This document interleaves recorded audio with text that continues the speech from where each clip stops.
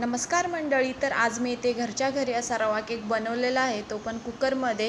खायला खूप टेस्टी लागतो. अगदी कमी साहित्यात हा मी घरच्या घरी हा बनवला आहे. तुम्हीसुद्धा एकदा नक्की ट्राय करा.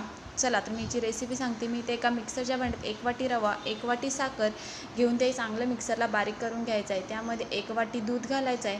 यामध्ये 1 वाटी रवा, 1 वाटी साखर आणि 1 वाटी दूध असं समप्रमाणात घ्यायचं आहे. त्यानंतर हे मिक्सर एका पातेल्यात काढायचं आहे. आता त्यामध्ये 2 चमचे गव्हाचे पीठ मी घातलेले आहे. तुम्ही ते मैदासुद्धा वापरू शकता. त्यानंतर कॉफी पावडर, व्हॅनिला इसेन्स अर्धा चमचा, हे चांगलं मिक्स करून घ्यायचं आहे. यामध्ये गुठळ्या नाही राहिल्या पाहिजे असं चांगलं मिक्स करून घ्यायचं आहे. त्यानंतर हे मिक्सर आहे ते ह्यामध्ये पाववाटी तूप किंवा तेल, मी तर तेल वापरलेलं आहे, तुम्ही तूपसुद्धा वापरू शकता. त्यानंतर हे बॅटर अर्ध्या तासासाठी असं भिजत ठेवण्यासाठी ठेवून द्यायचं. त्यानंतर एक कुकरचा डबा घ्यायचा. त्यामध्ये मी तर सुकं पीठ वापरलेलं आहे, गव्हाचं पीठ. त्याआधी त्याला तेल किंवा तूप लावून घ्यायचं आहे. त्यानंतर ते अर्धा तास ठेवलेलं मिक्सर आहे, त्यामध्ये लास्टला आता इनो घालायचा. इथं आपण सोड्याचा वापर केलेला नाही, इथं आपण इनोचा वापर केलेला आहे.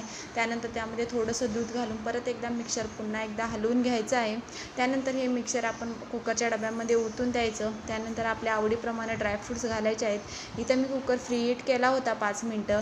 त्यानंतर हे मी इथे कुकरच्या झाकणाची शिटी आणि वायसर काढून घेतलेला आहे. त्यानंतर हा केक आपण अर्ध्या तासासाठी बेक करायचा आहे. बेक झाला की नाही हे बघण्यासाठी आपण यामध्ये चाकू घालून बघायचं आहे. जर चाकू क्लीन आला तर आपला केक हा बेक झालेला आहे. त्यानंतर हा केक पूर्णपणे थंड होऊ द्यायचा आहे. त्यानंतर हा केक एका प्लेटमध्ये काढून त्याचे असे आपण पीसेस करून घ्यायचे आहेत. हा केक खूप छान होतो, खायला एकदम सॉफ्ट होतो. तुम्हीसुद्धा एकदा नक्की ट्राय करा. माझी रेसिपी कशी वाटली मला कमेंटमध्ये नक्की कळवा आणि माझ्या चॅनलला सबस्क्राईब